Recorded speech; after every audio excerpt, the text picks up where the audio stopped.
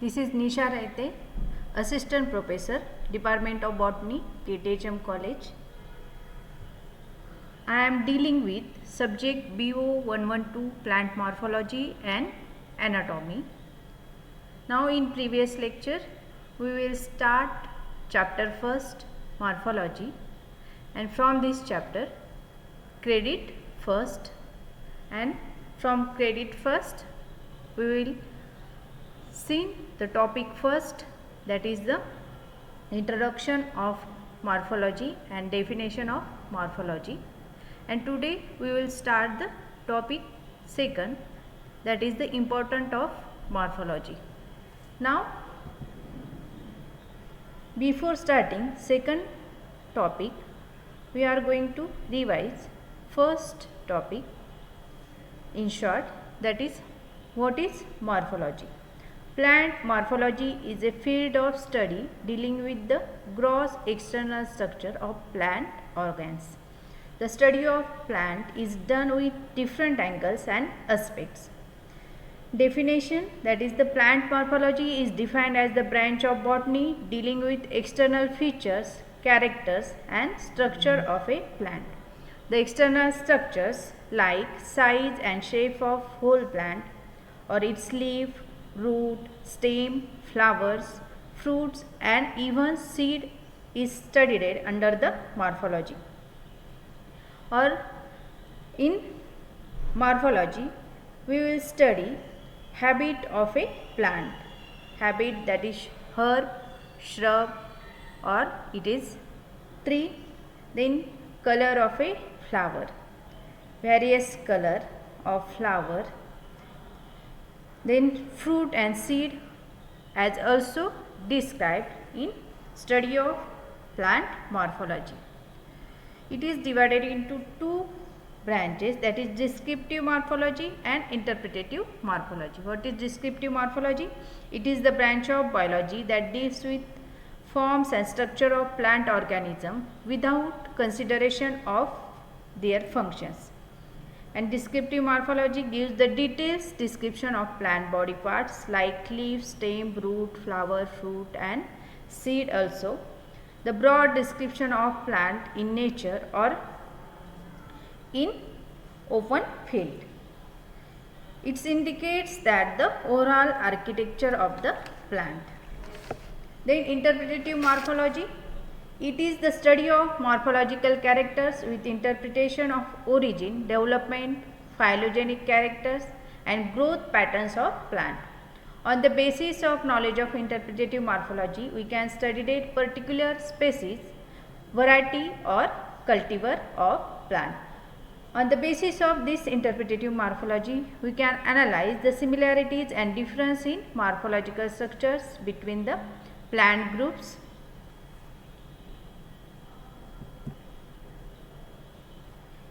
The phylogenetic interrelationship among the different plant groups is explained on the basis of interpretative morphology.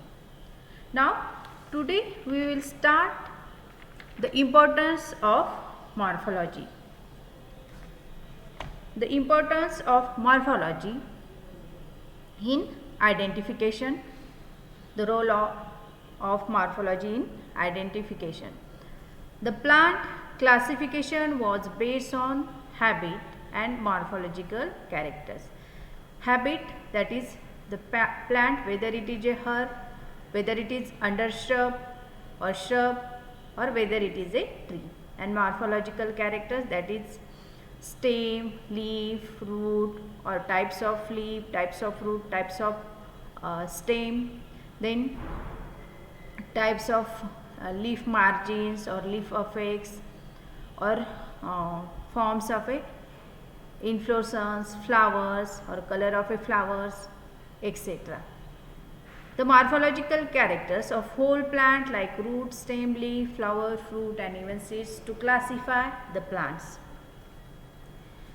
The Theophrastus, who is known as the father of botany, had classified the plant into four groups as herb, undershrub, shrubs and trees. Some taxonomies use morphology of flower, fruit and seed to classify the plant. English botanist John Ray in 1628 to 1705 published the system of classification based on the forms and the gross morphological structure of plant. He divided the plant kingdom as herbae and herbivores. Herbivores, that is the study of trees. Whatever may be the system of classification, that is artificial system of classification, then natural system of classification, phylogenetic system, modern or ultra-modern system of classification.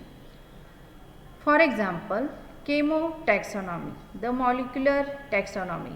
The system have to first consider the broad base of classification, that is morphology, morphological characters, and even today are considered as the most basic and essential character in any system of classification.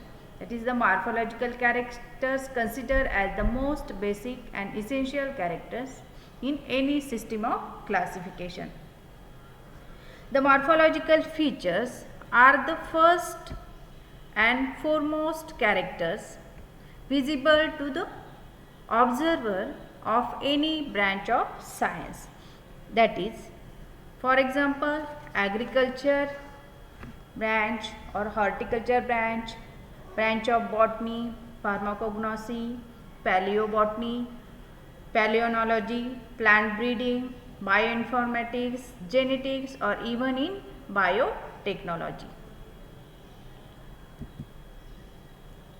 The most commonly used morphological characters are to study plant height, plant habit, or root types or stem types, branching of plant, then phyllotaxy, that is the arrangement of leaf. There are two types, opposite phyllotaxy and alternative phyllotaxy. Then size and shape of leaves, types of leaves, then its margins, where whatever it is a serrate margin or it is a entire margin, then type of venation, reticulate venation or parallel venation. On the basis of type of venation, plant is divided into two groups, that is the dicot plant and monocot plant. Dicot plant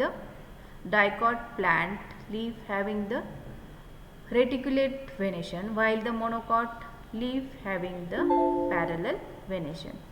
You are described in between the two class, that is dicot and monocot, on the basis of the venation of leaves. Then types of leaves or types of apex, whether in acute apex like arrow shape. Then inflorescence types, it is a racemose inflorescence, it is a cymose inflorescence. Racemose inflorescence again divided into subtypes, raceme, spikes, paddix, etc. Then cymose inflorescence like monocachial cyme, dicachial cyme, multicachial cyme, etc. Then floral verse like calyx, corolla, androecium, gynoecium, pollen grains. Then fruits, colors, fruit types, then seeds, its size, color, shape, etc. All these morphological characters have immense value in identification of plants. Then importance of morphology in nomenclature. The nomenclature means naming the plant. The nomenclature in taxonomy, binomial nomenclature is followed for naming the plants. First name is the name of genus and second name is the name of species. The first name of genus, that is genus, first letter of a genus denoted by the capital letter, while the first letter of species is denoted by the small letter. See here, Mangifera indica, it is the botanical name of mango. The genus first letter is capital while the species first letter is small. First name of genus and second name is the species. These names may be according to the place of origin. For example, Mangifera indica. It indicates that the origin of mango is in India. Another example is of the plant, that is Begonia purpurea. That is, name is maybe according to the scientist name Bohuni. The genus name Begonia, named after the John and Caspar Bohuni, who were Swiss herbalists. Then the morphological features used in a botanical nomenclatures so that it will be easy to identify and the plant in nature. There are several examples in plant kingdom where leaf morphology is used to name the species or genus. Some important examples are given. Some plants naming is according to the special morphological features found in them. For example, Ginkgo biloba. The plant leaves are bilobed.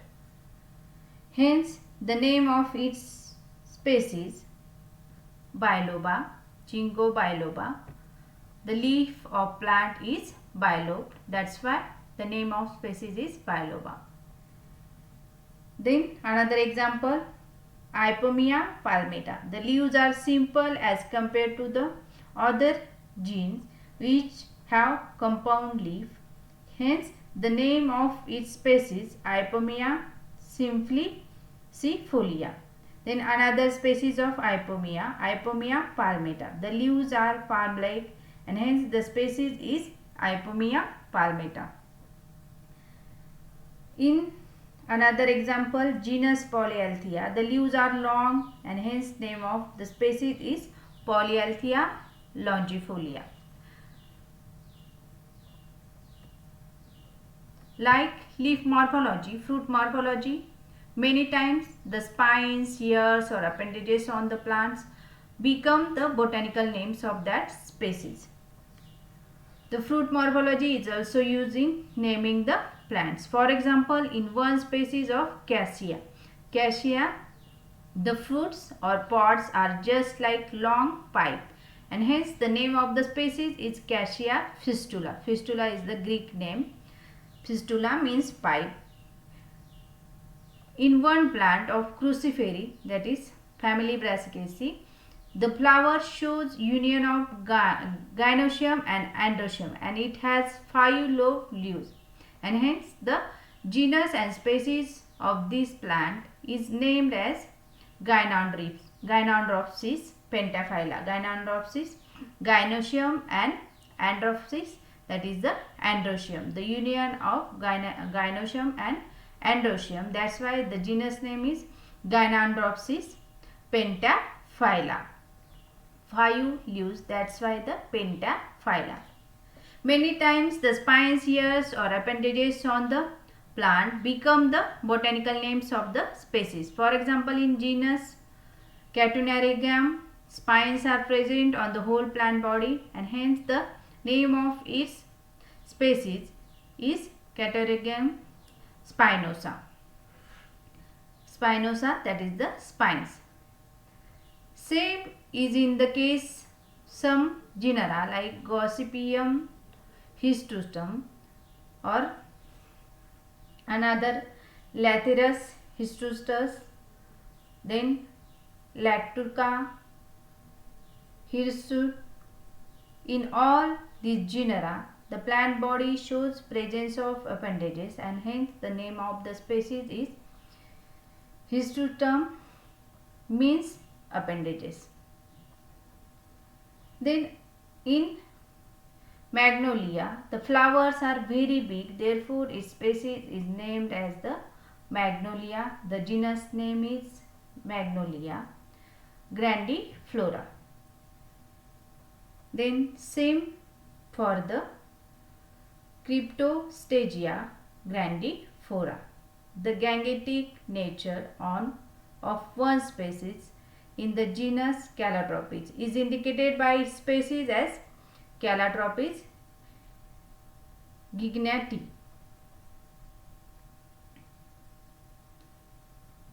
In one species of Polyanthus, the stem is underground, that is the tuberose. Therefore, the species is named as Polyanthus tuberosa.